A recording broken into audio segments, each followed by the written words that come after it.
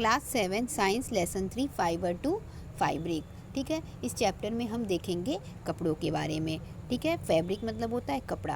लेकिन उससे पहले हम ये देख लेते हैं कि जो अर्ली मैन होते थे वह क्या करते थे, कपड़े नहीं पहनते थे। वो क्या करते थे, जो पेड़ की पत्तियाँ होती हैं, ठीक है, उसी को अपनी बॉडी पे लपेटते थे। ठीक, उसके बाद से धीरे धीरे समय बीता तो क्या हुआ, उन्होंने कॉटन का कल्टीवेशन करना स्टार्ट हुआ। ठीक है, कॉटन का कल्टीवेशन किया उन्होंने।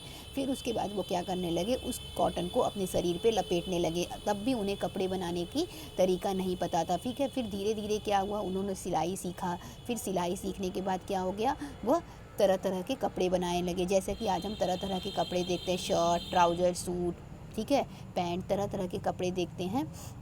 तो इस तरह से धीरे धीरे जो अर्ली मैन थे वो धीरे धीरे प्रोग्रेस की हैं और इस तरह से कपड़े बनने लगे हैं। ठीक है, तो आज हम उसी क्लोथ्स के बारे में, फैब्रिक के बारे में, ठीक है, कपड़े किस तरह से तैयार होते हैं, ठीक, उसी के बारे में हम पढ़ेंगे इस चैप्टर में। तो चलिए स्टार्ट करते हैं और इस चैप्टर को हम थोड़ा सा डिटेल में समझते हैं।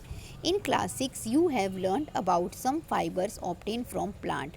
क्लास 6 में आपने कुछ ऐसे फाइबर्स के बारे में पढ़ा होगा, ठीक है, जो कि हमें प्लांट से मिलता है। ऐसे रेशों के बारे में पढ़ा होगा जो हमें प्लांट से मिलता है। ठीक है, you also learn that wool and silk fibre are obtain from animal. साथ ही साथ आप ये भी पढ़ेंगे कि जो वुल होता है और सिल्क फाइबर होता है ये हमें जानवरों से मिलता है। वुल मतलब क्या हो गया, ऊन, और सिल्क फाइबर मतलब हो गया जिससे सिल्क की साड़ी बनती है। ठीक है, जो सिल्क वॉर्म से मिलता है वो दोनों हमें एनिमल फाइबर से मिलता है। ठीक है, तो ये जो प्लांट वाला फाइबर है, जो फाइबर हमें प्लांट से मिलता है उसमें हो जाएगा कॉटन। ठीक है, जो सूती कपड़े होते हैं उसके लिए कॉटन की खेती की जाती है। ठीक है, तो उसी से वो किस में आ जाते हैं, तो उसी से हमें कॉटन के क्लोथ बनते हैं। तो ये किस में आ जाता है, प्लांट फाइबर में।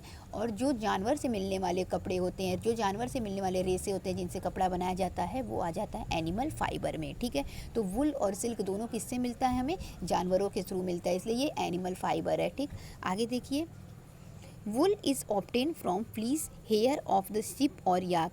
जो वुल होता है, ठीक है, जो ऊन होता है वो हमें शिप और याक के हेयर से मिलता है। इस हेयर को हम फ्लीस कह सकते हैं।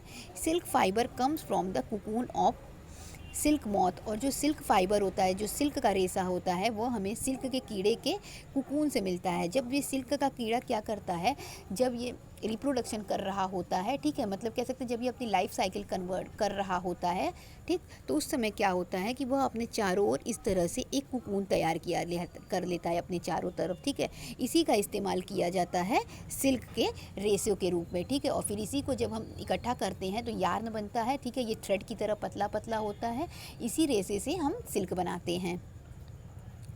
सिल्क फाइबर कम्स फ्रॉम, ये हो गया। Do you know which part of ships body yield fibre. क्या आपको पता है कि शिप की बॉडी के किस पार्ट का इस्तेमाल किया जाता है इस फाइबर को तैयार करने के लिए, ठीक है, रेशों को तैयार करने के लिए। Are you aware how this fibre are converted into the woollen yarn that we buy from market to knit sweater.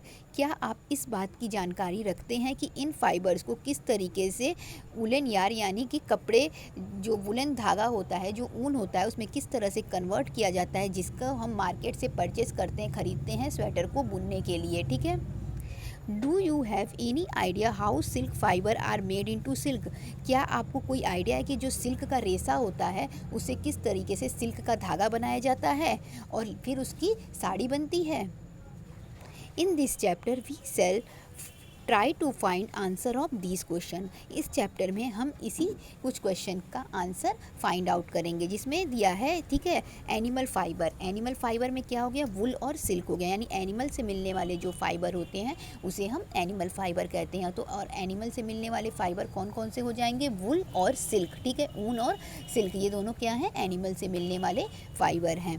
तो सबसे पहले हम देखेंगे सेक्शन 3.1 जो कि वुल दिया हुआ है। चलिए इसको देख लेते हैं। Wool comes from sheep, goat, yak and some other animal.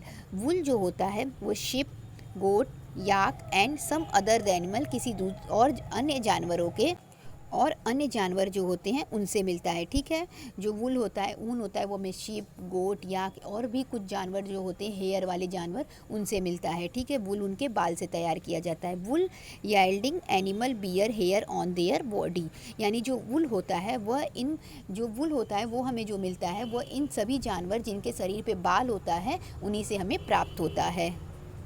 Do you know why these animal have a thick coat of air? क्या आपको पता है कि इन जानवरों के पास इतने घने बाल क्यों होते हैं? Hair traps lot of air, जो बाल होता है वो क्या करता है, बहुत सारे एयर को ट्रैप कर लेता है, अपने अंदर रोक लेता है हवा को, ठीक है।